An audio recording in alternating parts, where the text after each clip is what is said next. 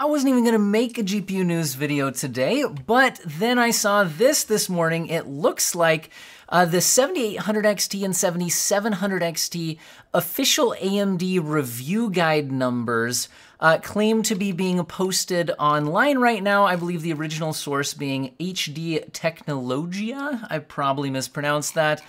And I'm finding it here at videocards.com. So first thing, it looks like it's split into ray tracing on numbers versus ray tracing off numbers. And then we can see these cards compared against, looks like the 7700 XT compared versus the 4060 Ti. It's not stating whether it's the 8GB or the 16GB model. My assumption might actually be the 16GB model because, first of all, that's closer in price, but also because AMD's official reveal of these cards that did include some of these performance numbers was targeted at the 16GB version, but again, it is possible that this could be the 8GB version. And then we're seeing the 7800 XT compared against the RTX 4070. And again, we see the actual frame rate numbers as well as the percent difference. Now again, before we talk too much more about this, it is important to note, again, first of all, this is possible that it's all made up, but does seem to be the kind of thing you would get from AMD's review guide.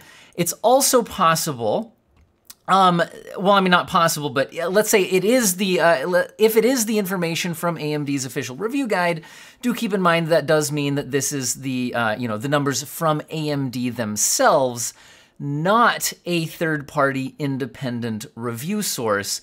And so, that should always be taken into mind. You think about the game selection, the exact testing methodology, all of that. And so, do keep in mind all of those sources. That being said, this is certainly interesting and it does show more games and results than we saw in AMD's official reveal. Now let's go ahead and dig into this a little bit. I think we'll start with the ray tracing off numbers, and then we'll take a look at more of the ray tracing on results. So it's looking like with ray tracing off, we're seeing the 7700 XT pretty much wiping the floor with the 4060 Ti. Again, could be the 8 or 16GB model here. With wins ranging from, a couple games ranging to basically a tie. It looks like in Dead Island 2, it's technically a 3% loss for the 7700 XT. Games like Forza Horizon 5, only a 3% win. I'd basically call those ties. But then we do see a lot more results showing at least, a 11 to even 30% win for the 7700 XT. So looking like, again, think about the game selection, all of that, but there you go. If we look at the 4070, we do see a few losses without ray tracing on for the 7800 XT versus the 4070. Looks like we get like a 6% loss in the game Boundary, a 4% loss in Dead Island 2, 5% loss in Shadow of the Tomb Raider. However, in a lot of other games, it looks like a lot of small leads. We're seeing 2%, 3%, 4%. But a few bigger ones with 21%, 23%. Now, I will mention games like Call of Duty Modern Warfare 2 do tend to favor the AMD GPUs much more so than a typical game. So that would definitely, I would not assume, be a normal result, although it's an important result for people who do play the popular game. So anyway, that's what we kind of see on the game selection list and overall kind of trend of results. If we look at ray tracing enabled, they're showing off Callisto Protocol, where the 4060 Ti and 7700 XT tie. The 4070 beats the 7800 XT. Cyberpunk with RT Overdrive mode, remember that's the full-on path tracing mode, is of course a bloodbath in favor of the NVIDIA GPUs. Of course, their actual performance numbers aren't super high either. We're talking 5 versus 14, 6 versus 18, where I think really it would take a upscaling to get either of the GPUs, even the NVIDIA ones, up to playable numbers there. By the way, I'm also noticing that we're not seeing the resolution here, which is probably important to throw out and should have mentioned right at the beginning. I don't see whether this is 1080p or 1440p results, which could also be, an interesting thing to know. And again, we should stay tuned for full reviews, which I believe are supposed to launch tomorrow morning on the 6th. Now, Cyberpunk RT Ultra, again, still a pretty big win for the NVIDIA GPUs, but not, as crazily so as the path tracing version. RT Medium is a smaller win for NVIDIA, and at the RT Low settings, we actually do see the AMD GPUs coming out ahead. And again, we see a variety of results there. In general, when looking at ray tracing, it shouldn't always, which is kind of what these results are showing, you shouldn't always think of it as the NVIDIA GPU will win. And NVIDIA has better ray tracing hardware acceleration. However, if the AMD GPU has a high enough lead, then if you enable small amount of ray tracing effects, like RT Low, for example, in Cyberpunk, basically what happens is AMD loses a larger percentage of its baseline performance when you enable ray tracing, and then that goes down to a greater degree as you enable more difficult ray tracing settings. So it's really in the heaviest ray tracing workloads where we see the more pronounced NVIDIA advantage. This all does look pretty normal. Now, if I was going to break this down into average results, but then I noticed this article did it for me. So huge thank you to videocards.com. Let's take a look at this. So basically, if you break this down by raster, which is not ray traced, the 7800 XT is showing a 6.9% average lead in this set of games, which again was a set of games selected by AMD and all of that. But it is showing a basically, let's call it 7% win in raster. Again, independent third-party results could differ depending on game selection and testing methodology and all of that. With ray tracing, it's showing an almost 11.6%, so about, let's call it a 12% loss to the 4070 in ray tracing. Again, that's going to be heavily influenced by exactly which ray tracing settings are you using in which games, all of that, because obviously it can be a much larger loss or even a win, depending on the exact settings. And if you average all the results, you do get a 5% win for the 7800 XT. But again, you could skew that by including more ray tracing titles or less ray tracing titles, things like that. But that is the overall average that we're seeing here. The 7700 XT looks like it's showing a more dominant performance against the 4060 Ti, and they are listing the 16 gigabyte version here in this article, although the actual slide didn't specifically say that. Perhaps they had confirmation other than the screenshot. Anyway, they're showing a 15.9, so about 16% win over the 4060 Ti for the 7700 XT. And then a loss by about 5.5% in ray tracing, and then again averaging that out. But again, that average could be skewed by how many ray tracing results you include, how many you don't in your full testing suite, showing an 8.5% win for the 7700 XT. So that's certainly interesting results. There's also some synthetic benchmark numbers here, which are interesting. But personally, I'm a lot more interested in the actual gaming performance numbers. So I don't want to dwell too far on this, but if you did want to compare to these, they are here, and you are certainly able to do that. Yeah, it's looking like this slide actually does specifically mention the 4060 Ti 16 gigabyte. So it does seem like the other slide most likely would be including that as well.